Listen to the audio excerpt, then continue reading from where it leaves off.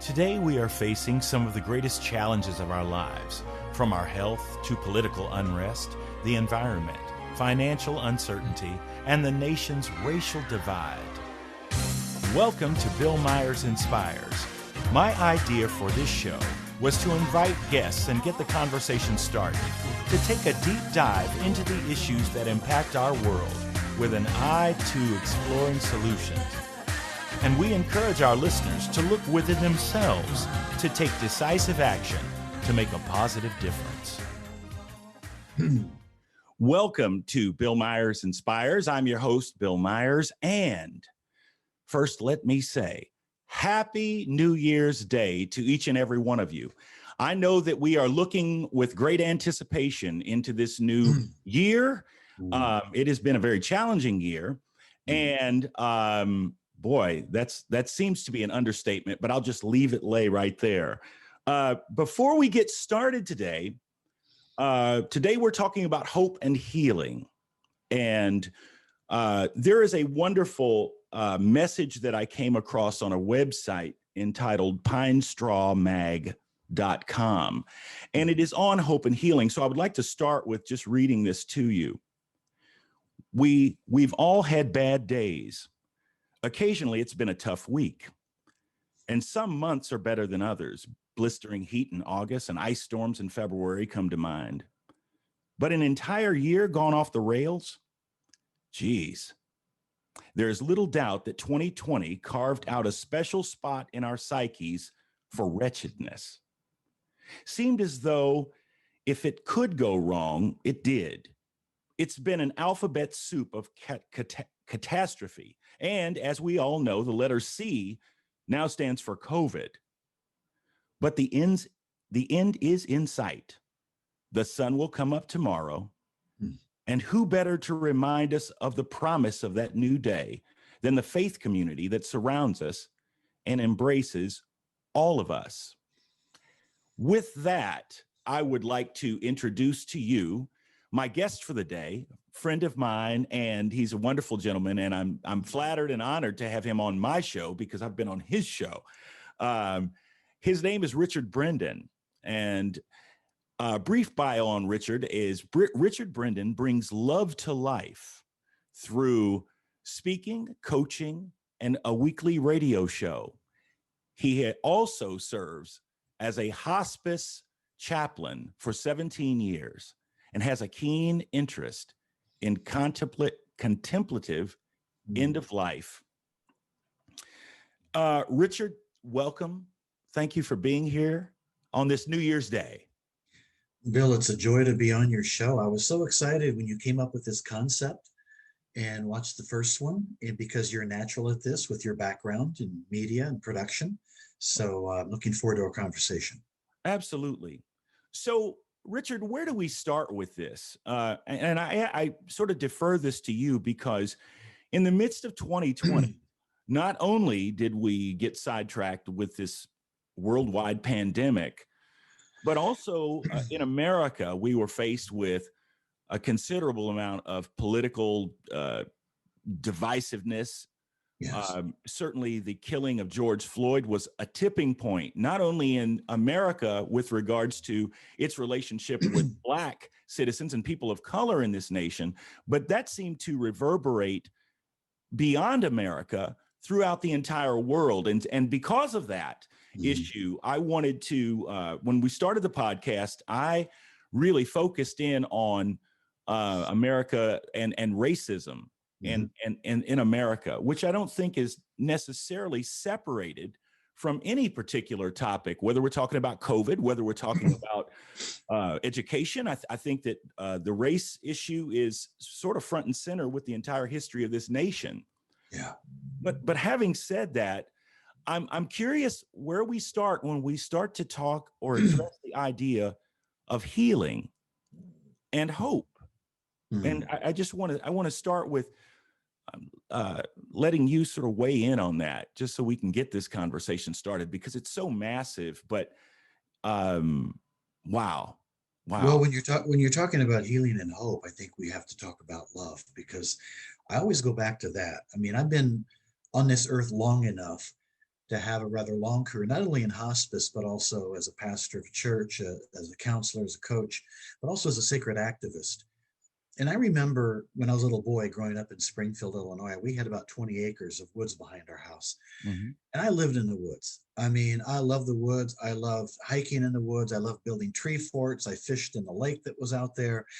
And it was because of my love for nature that later on, I used the term, I guess I'm an environmentalist. And then I realized, and I think it was Louis Schwartzberg who actually said this best, but I realized that it's only when we fall in love with something that we can't help but want to protect it. And I realized that's what happened to me. And so at a very young age, and I didn't really get this growing up from any family member necessarily, but I had a heart for people. I remember when I was a little boy and the Vietnam War was going on, and I would watch NBC News. That was rather odd. What little boy would watch NBC News with Huntley and Brinkley? And they'd always give at some point the statistics. US soldiers died, and then Vietnamese died. And I had a map of the world in my room. And I would hear that, not really comprehending a lot of that, but just knowing there was sadness with that. And I would go into my little room. I would put my hand on the map over where Vietnam was. I don't even consciously remember praying because I didn't grow up in a church, but I remember doing that. Mm. So I've always had a heart for people. And I got to tell you, Bill, we're living in a time now that I've not seen in all the years I've walked on this earth. And with the amount of injustice taking place, and you're right, in terms of the race card, it's off the charts. And unfortunately, we've had some people fan those flames that have come into office. I mean, I survived Nixon. I'm starting to miss Nixon. And we have a Congress that's divided. You add to that match that's already been lit that has affected way too many lives, George Floyd, so many others, but also the family members of those people. I've learned about white privilege, courtesy of you and others that I've learned from just this year, because I used to think I was pretty hip to things, but my children are young adults now, and my two boys, well, they're white.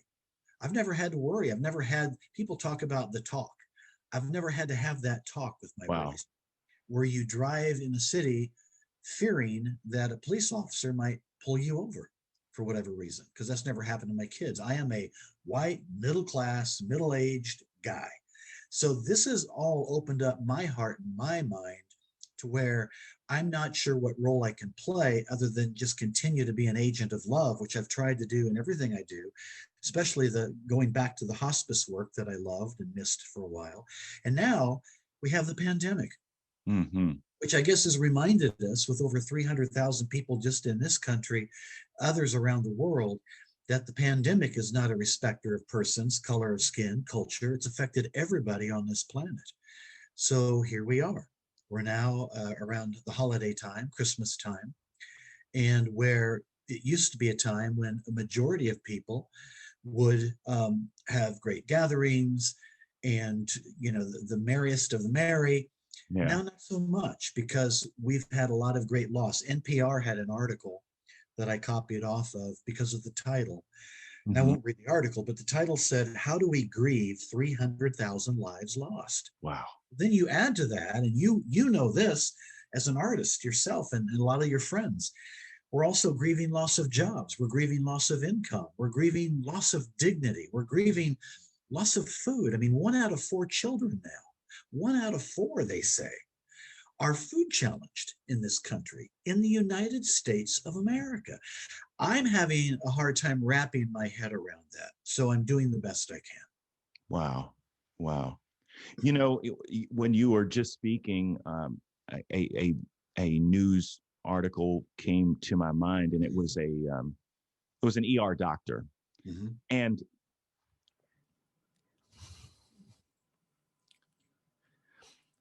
the context in which he was speaking was the overwhelm that they're experiencing in these emergency rooms, and the conditions as it relates to the isolation and family members not being able to be there with their loved ones as they are leaving this place. And so you have these doctors and nurses who are serving as the surrogate family members, holding up, Facebook Live chats so that loved ones can speak. It's an incredible Yeah. strain. But the context of what he said was just simply, I am broken.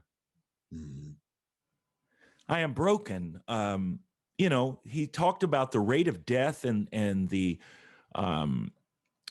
experience of being a healthcare worker and being, having cultivated coping skills to deal with that common occurrence. But he was just talking about the rate of it.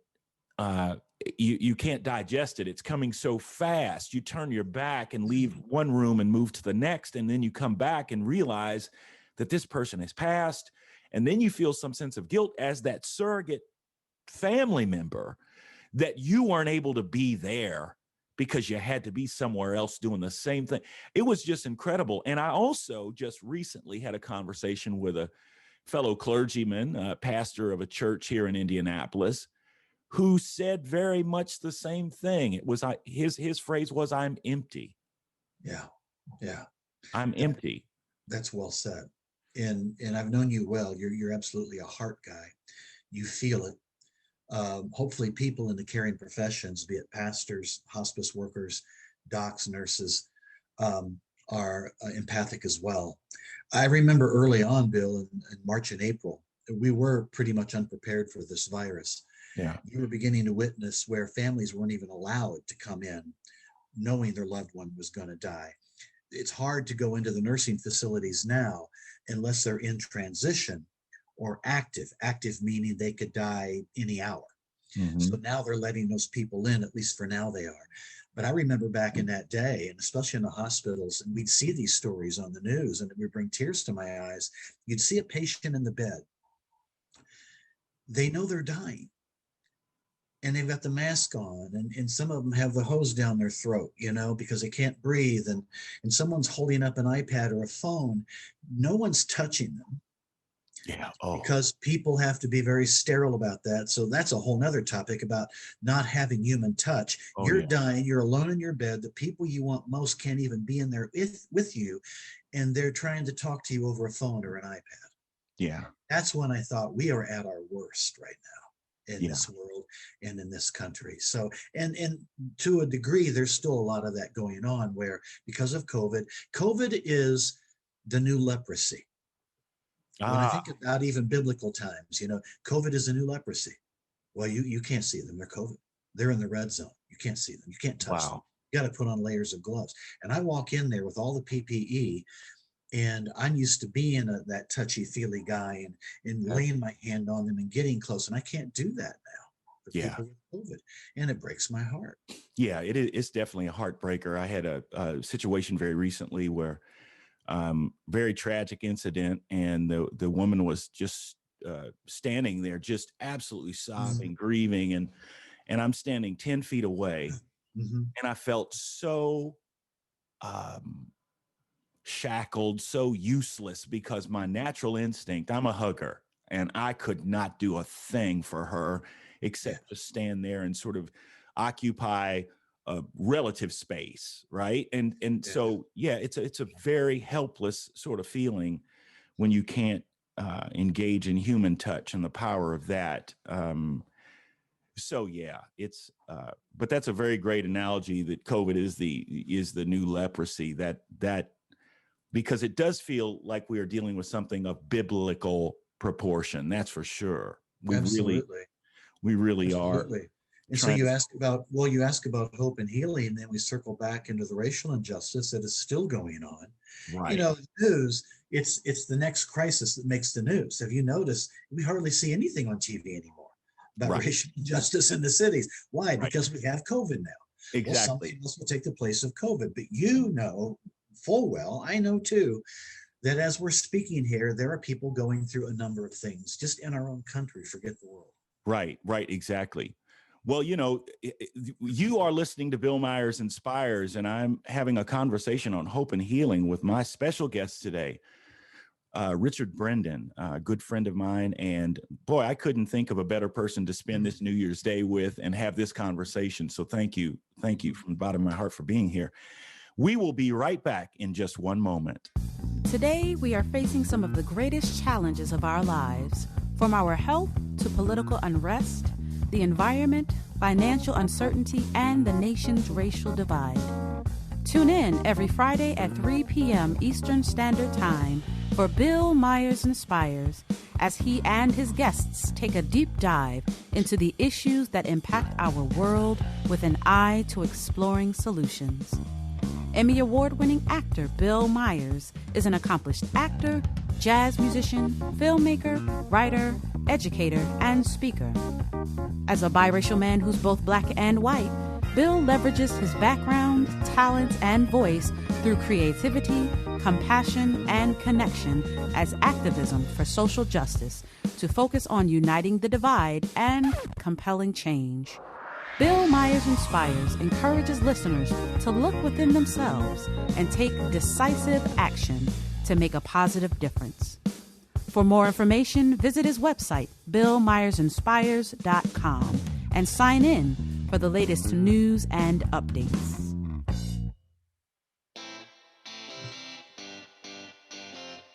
Are you a subject matter expert? Are you here to share your expertise with an audience waiting to hear from you in only the way you can deliver?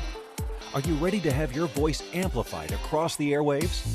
Inspired Choices Network has a global radio platform streaming to millions of people across the world. Professionally produced and supported by an accomplished team every step of the way, you can broadcast from anywhere in the world, knowing your voice matters, and we ensure it is delivered with ease and efficiency. Eager to hear your message, the world awaits. Contact us today to become an Inspired Choices Network radio host. Email become a host at inspiredchoicesnetwork.com.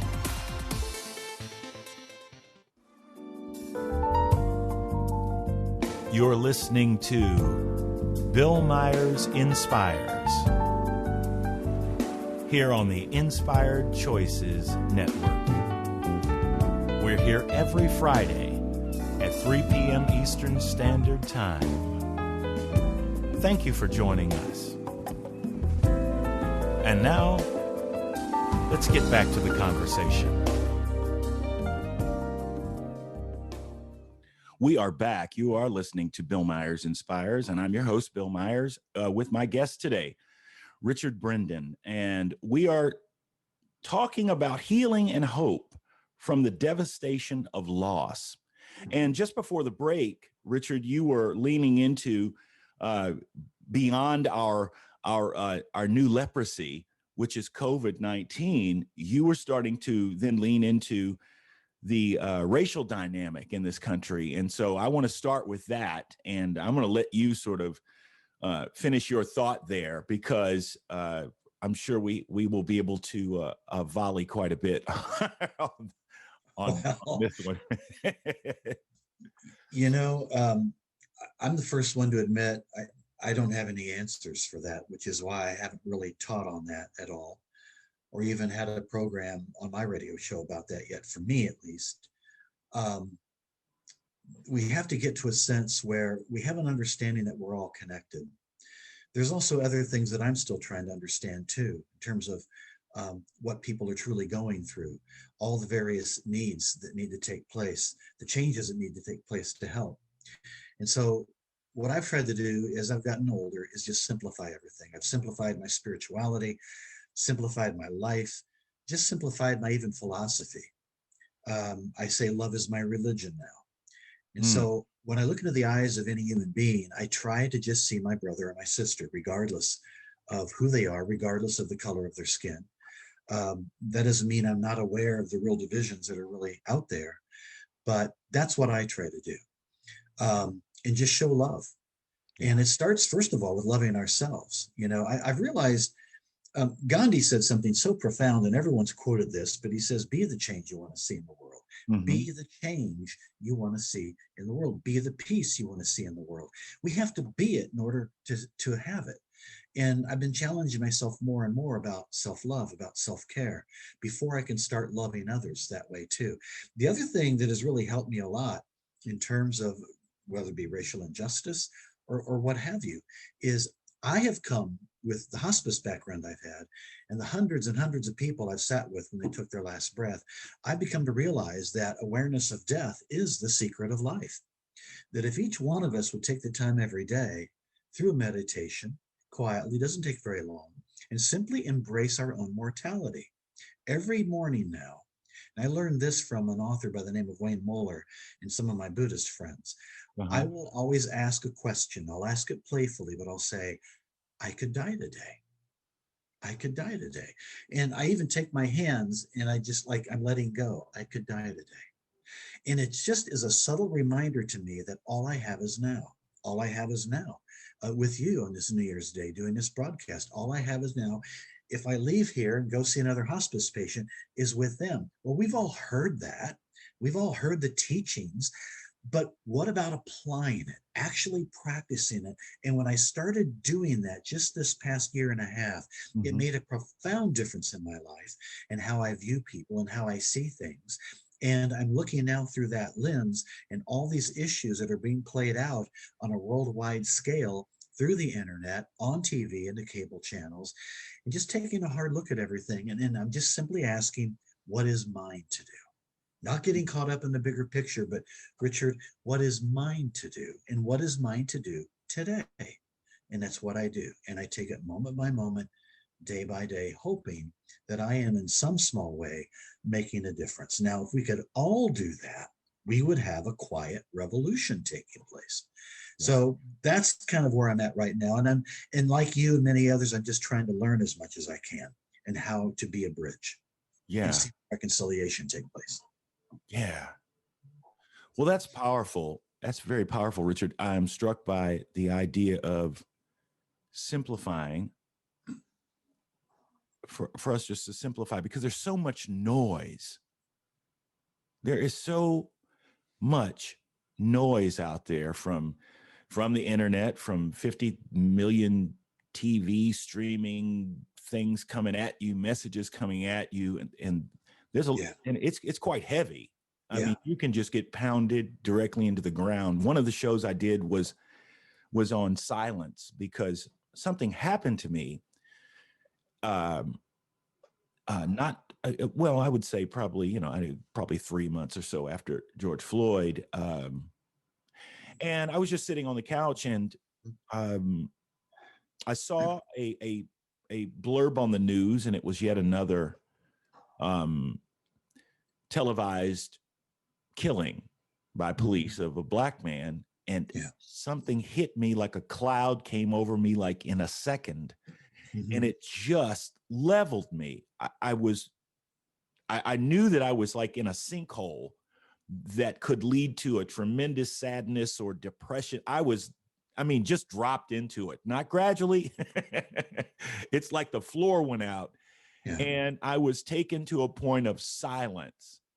I couldn't speak to it, but I knew in my soul I needed to fight right now, because if I allowed this thing to continue to pull at my ankles, I was going to drown in a second, And so I spent probably about 7 or 8 hours trying to pull myself up. And I did manage to do that. And I realized what it was.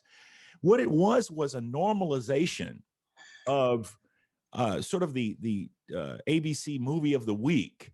It was like the killing of the week of a Black man. It felt like that even after George Floyd and after all the protests and all the awareness, it hadn't stopped at all. In fact, it was becoming sort of, did you see? It was like a Luke and Laura story. It was becoming normalized. And I was going, that is beyond my capacity to understand. That we are continuing to do the very thing that we're up in arms about not doing. But we've now thrown gasoline onto it, and we're in hyperspeed with the very thing that we do not want. So therefore, the statement that you made about of recalling Gandhi's statement, be the change in the world, be the change that you seek. That's what brought that to my mind just now when you said that, was because Are we being the thing, or are we becoming the monster that we're railing against? Yes. Yes. Yes. And here's the thing. In order for us to be the change, to see change in the world, we each have to be responsible for our own deep work. And I question how many people are willing to do that. For example, George Floyd. It was atrocious what happened to him. But the first reaction for many people like us who witnessed that was intense anger. And the anger hit the streets. Now, there is a time for anger, but anger eventually just begets anger. Yeah. And then it takes me back to the teachings of Jesus, the teachings of Gandhi, and the teachings of King, who all taught nonviolence. And one of the things I learned when I had my not-for-profit Journeys Fire International here in Indy, one of the missions was to bring in teachers to help raise consciousness, at least in this area, and to bring people who've never been to Indianapolis before. So one of the first person I brought in was a guy by the name of Andrew Harvey, who was a scholar. He translated a lot of Rumi books, but he was also a sacred activist and was coined the term sacred activist and was writing a lot of books on that. Brought him in for a 3-day workshop on sacred activism. And one of the things Andrew said, and I still remind myself of that, he says, there's always going to be darkness out there. He says, but be careful that you don't stare at the darkness. In other words, all our energy is the darkness, all our energy is the tragedy, because it will stare right back at you. Notice the darkness, so you're educated, you're aware, but then turn towards the light. And then that's when it reminded me of all my heroes. His Holiness the Dalai Lama, Archbishop Desmond Tutu. They all model the same thing. Somehow, men and women are able to balance. I define sacred activism, for example, as the dance of the inner work of heart with outer service in the world. Inner work of heart, meaning going deep, understanding what our shadow is, understanding if we have anger issues, what have you, going for the healing for that, taking yoga, doing meditation, taking our walks in nature, whatever it is to nurture that heart level, that spirit level with, not also or, but with service in the world. Being kind when you go to a grocery store or a drugstore. I mean, I used to call that lamplight activism, Bill, that if we would simply do that, be that light wherever we go and try to make a gain out of it. I'm here to get a loaf of bread, but you know what? I might be here to vibe somebody with a vibration of love, or to go up and say, I don't know you, but I hope you have a wonderful day, and then walk away. All those little simple things, if everybody did that, and if everybody was responsible for that. So, for example, we get angry about those things, and anger can serve as a good tool. Even Jesus got angry. But what do we do with that anger? We've got to somehow flip it around into a fierce love, where now we're starting to march with love. That's what changes things. And that's why, as a little boy, I was so entranced by a Dr. Martin Luther King that I would watch on TV, and why I cried at age 8 when Robert Kennedy got assassinated. Because I didn't understand a lot of these people, but I knew there was something inspiring about them, and they touched my little heart. That's what we need more of. But to do that, we have got to do our big work, which is our inner work. It's so easy to get riled up. But I'm questioning how many people will take the time to take a step back and do that before we hit the streets and start the day, because that's what's going to start changing things, I think. Yeah. It is essential. Yeah, absolutely. As you were just saying that, I'm reminded of, I've got a banner here that I just picked up over at New Age People, and it just really spoke to me. And it was, in the end, what matters most is how well did you love? How well did you live? How well did you learn to let go? That's the Dalai Lama. Yes. And you referenced that idea just a few moments ago, and it is so vitally important, because at the end of the day, I really don't think that the thing that is on our minds are those episodes where I was done wrong or blah, blah, blah. I think when those last breaths come up, man, I think all of that falls under an irrelevant category very quickly. Yes. And the assessment is, how well did you love? How well did you live? it's the inner work is the most important work. It really is. And what I saw in the death and dying business is I have had white patients, I've had Black patients, I've had Christian patients, I've had atheist patients, I've had Buddhist patients. Didn't matter color of skin, didn't matter if they had a belief or no belief at all. One thing I witnessed firsthand is everybody is born, everybody dies, and everybody grieves. Now just think about that for a minute. That hit me. It dropped from my head, from knowledge into my heart, which I call illumination. And I said, oh my God, we have that in common. And then I noticed on TV bombings taking place and the victims grieving, terrorists who got bombed. That may be our country. They're grieving over loss of children that got caught into that. We all have that in common. And now there are actually think tanks, believe it or not, around the world studying how death awareness can even contribute to peacemaking. Once we get in touch with how fragile life is and how precious life is and how we subconsciously think we're going to live forever, but we don't know, we might not. All I have is today. When that drops from your head into our heart, you will find it will start changing you. You will be a little kinder.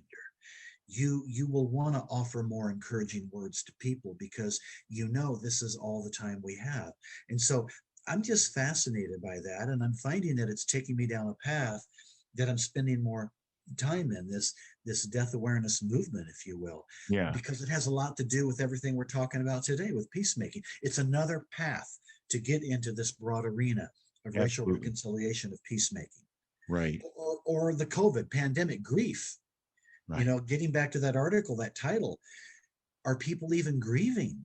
We are hit every day by so many stressors. Yeah. Are we taking the time to even grieve the loss of a loved one, the loss of that job, the loss of income? So grief is swelling up like a cancer inside of all of us. Yeah. Yeah. There's so many illnesses coming at us, you know, all at once. And, you know, you mentioned a good lot of them just now. And so we're going to take a break. And when we come back from that break, I want to unpack some of that because I know that you are right there. And I want to make sure that our audience stays with us and we're all right there. So you are listening to Bill Myers Inspires. And I'm here with my guest today, Richard Brendan. And we're talking about healing and hope from the devastation of loss. We'll be right back in just one moment. Today, we are facing some of the greatest challenges of our lives. From our health to political unrest, the environment, financial uncertainty, and the nation's racial divide. Tune in every Friday at 3 p.m. Eastern Standard Time for Bill Myers Inspires as he and his guests take a deep dive into the issues that impact our world with an eye to exploring solutions. Emmy Award-winning actor Bill Myers is an accomplished actor, jazz musician, filmmaker, writer, educator, and speaker. As a biracial man who's both black and white, Bill leverages his background, talent, and voice through creativity, compassion, and connection as activism for social justice to focus on uniting the divide and compelling change. Bill Myers Inspires encourages listeners to look within themselves and take decisive action to make a positive difference. For more information, visit his website, billmyersinspires.com, and sign in for the latest news and updates.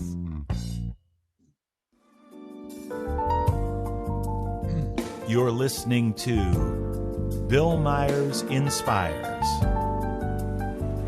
here on the Inspired Choices Network. We're here every Friday at 3 p.m. Eastern Standard Time. Thank you for joining us. And now, let's get back to the conversation. We are back. You're listening to Bill Myers Inspires with my guest, Richard Brendan, and we're talking about healing and hope from the devastation of loss. Okay, Richard, you kind of laid out a pretty decent list right before that break, and I want to sort of back up into that. So I know that I'm going to just let you take this right now because I don't want to stand in the way of that because you were on a roll. Yeah.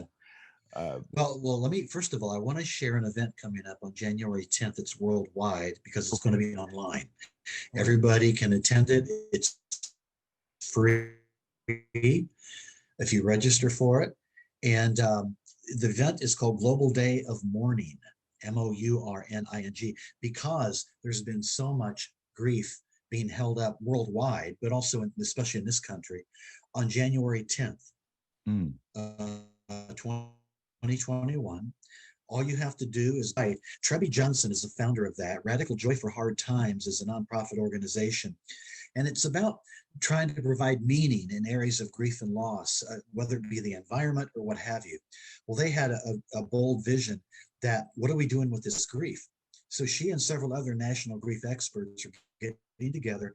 It's going to be an online, day-long, all kinds of events from conversations that you can even participate to with people like this.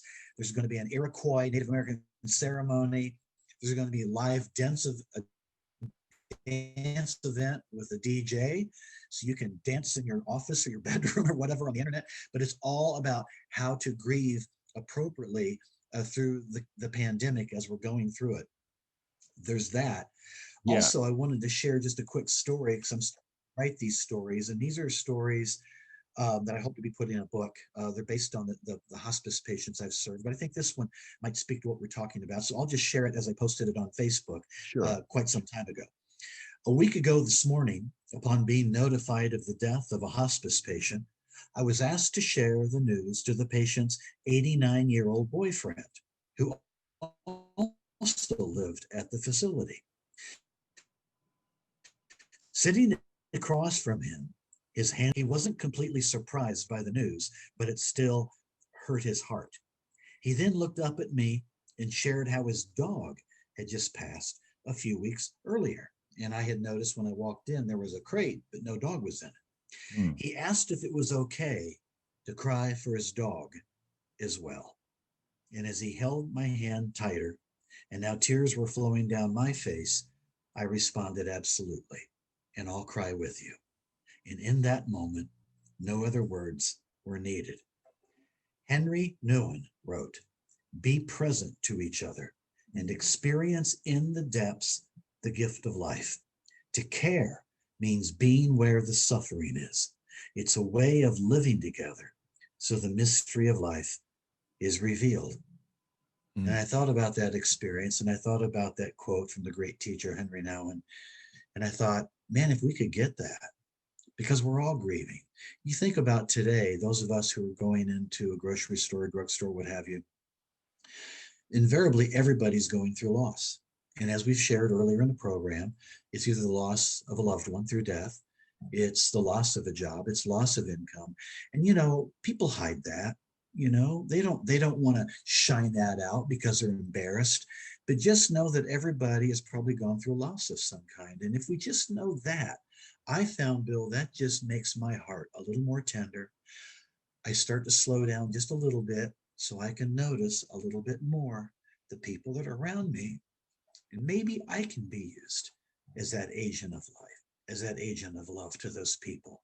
Absolutely. Makes a big difference. So I've been learning so much how to be that vessel, that healing vessel, if you will, of hope, by the patients who are facing their own mortality, because they get it. They know they're going to die. And those 3 questions, you know, Dalai Lama questions, I love those questions. I have a banner behind me with those same questions on it. We ought to be asking those questions. Am I living well? Am I loving fully?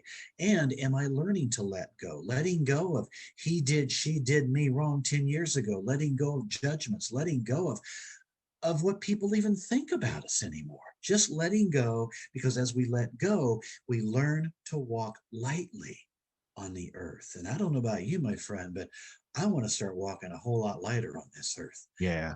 I could major in carrying the baggage with me. That was heavy for years. I don't want to do that anymore. Right. Been there, done that for sure. Yeah, exactly. I'm with you, Richard. That is, if we could learn to walk a little lighter. There's so much there. I agree with you wholeheartedly. It is the work is on the inside. Yes.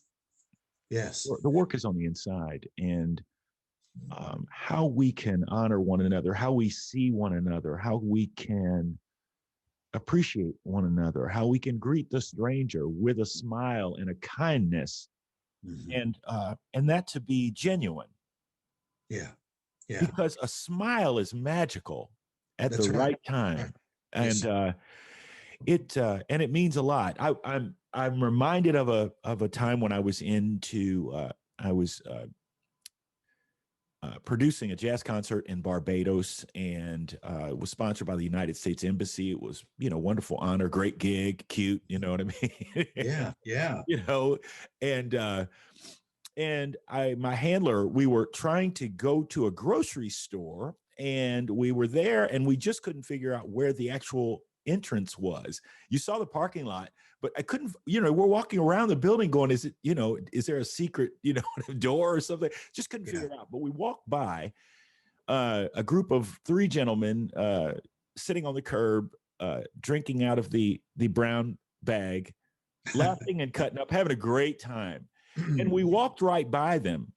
And as we passed them, a few seconds later, one of them stood up and said, "Hey." And we turned around, and this man said, "How dare you? How dare you walk by another human being Yeah. and not greet them?" Mm. And he went on for about 10 minutes, and I was speechless because Wow. I recognized that everything he said Mm-hmm. was absolutely correct. Mm-hmm. Yeah.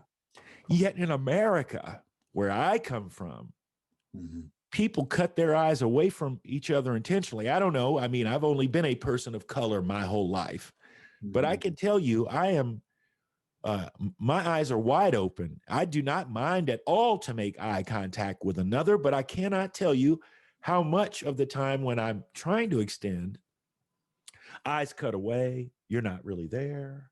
Mm-hmm. Mm-hmm. I don't want to connect with you. That's the American way. Yes. And I was so ashamed of myself that I had allowed a moment to occur, because I had a wonderful teacher. He was called my grandfather, Mm-hmm. who could work a room like nobody's business. It could be 400 people in the room for a luncheon, and I promise you, he made personal eye contact and pressing of the flesh with every one of them. Yeah. Yeah. And he was just like, poetry in motion. It was balletic to watch him walk through and Yes. just whop, whop, whop, whop, loving on everything that he came in contact with.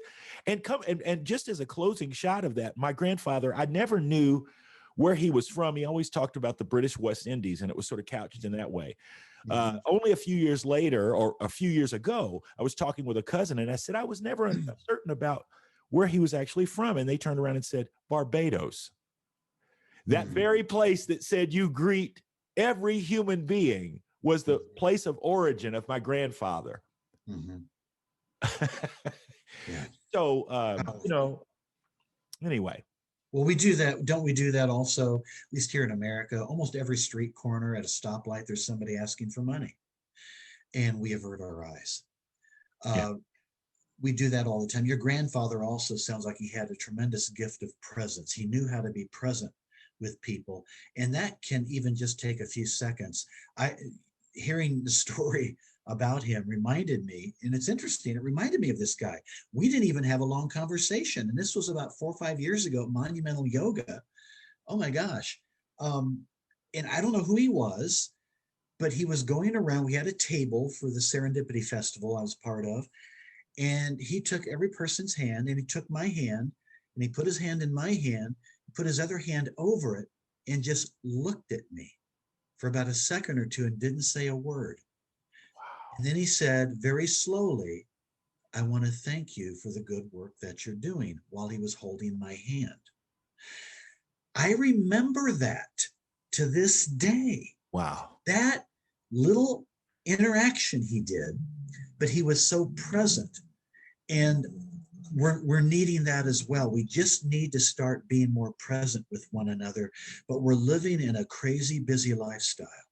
And as Thomas Merton used to say, we produce violence to ourselves by being that busy. On the roads, I see that happening, but also we just don't take the time.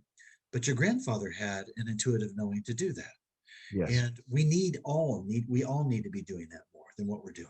Yeah. All hands on deck. Absolutely. All hands on deck. Yeah.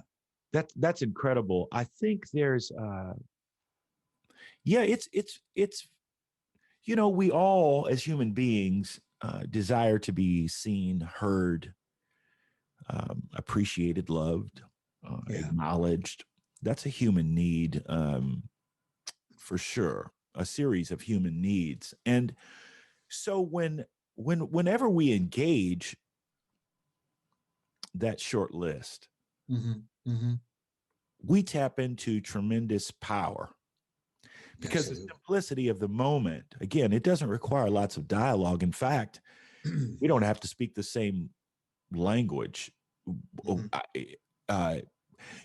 We don't have to be to have our eyesight or our ability to speak to do this level of communication. And perhaps these are the things vibrationally that have always attracted me about music. There's something transcendent about it.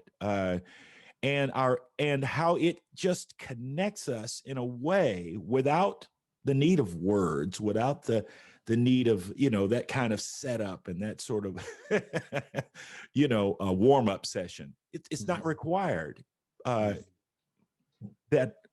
what is required is for us to be open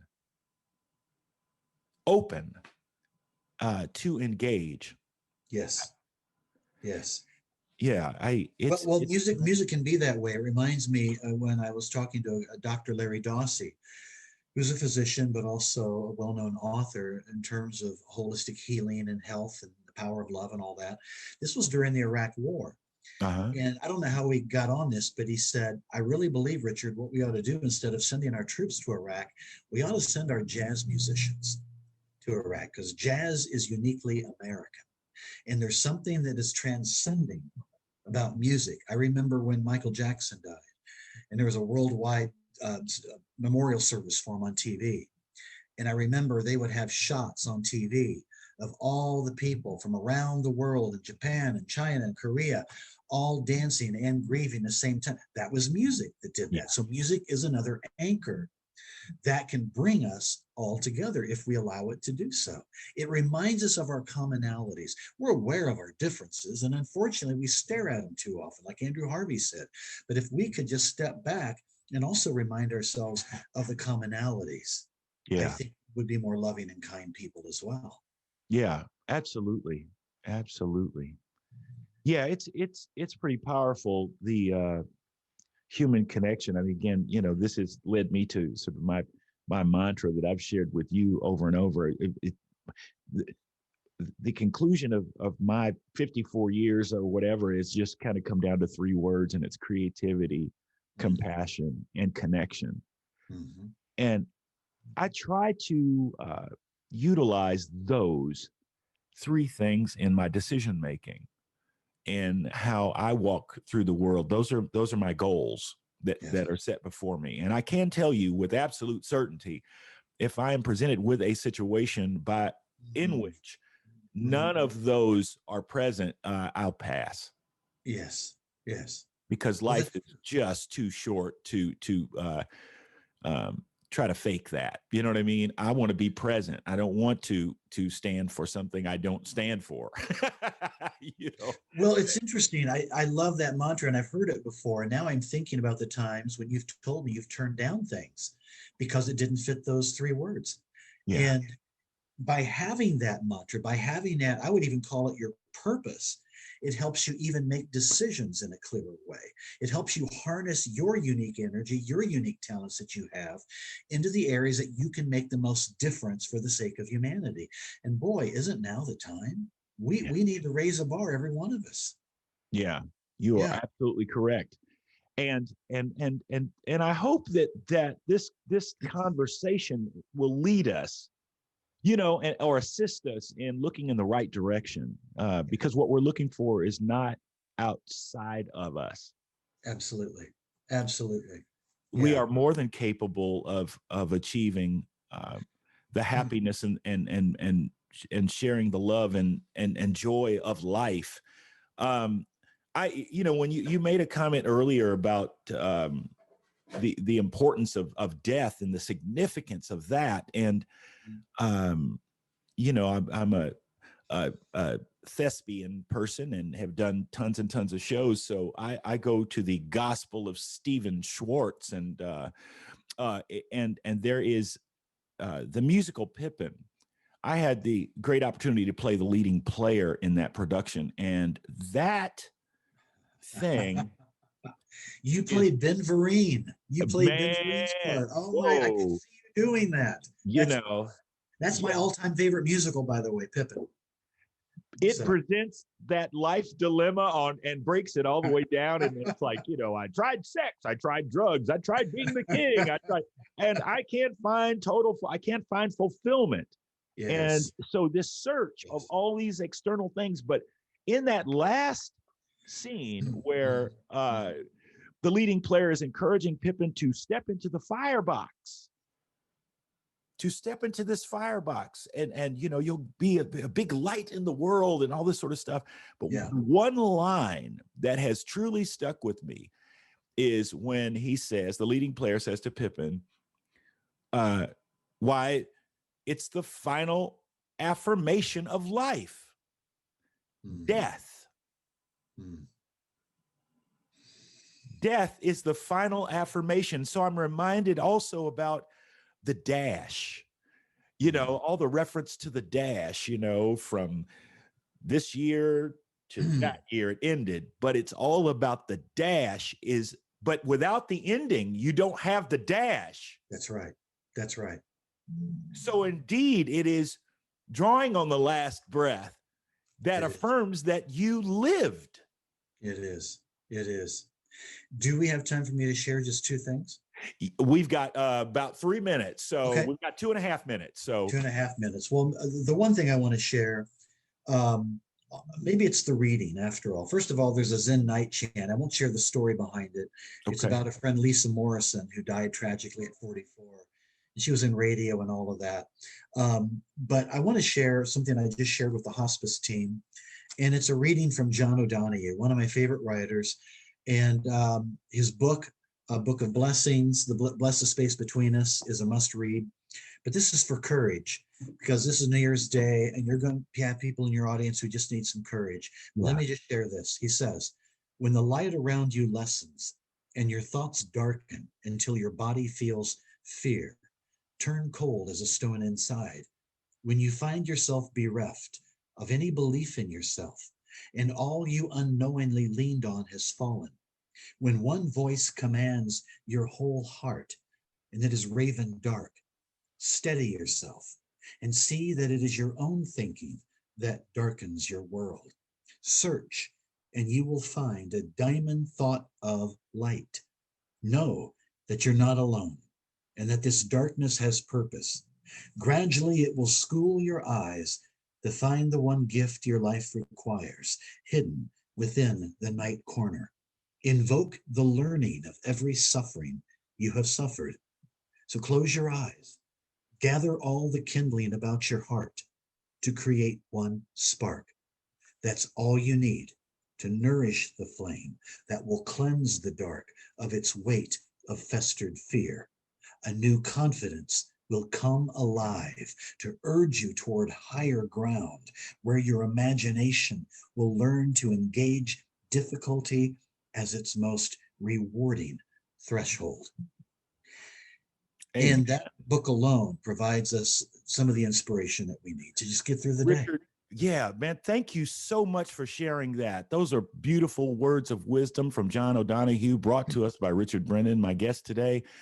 We wish you a happy new year. And we're glad that you tuned in with us on this first day of the new year as we look forward with hope and love. Thank you so much, and God bless each and every one of you.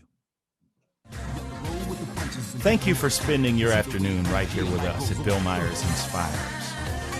Remember, we're here every Friday at 3 p.m. Eastern Standard Time on the Inspired Choices Network. Remember to take time this week to take a breath and look within yourself and figure out how you can make a positive difference in this world.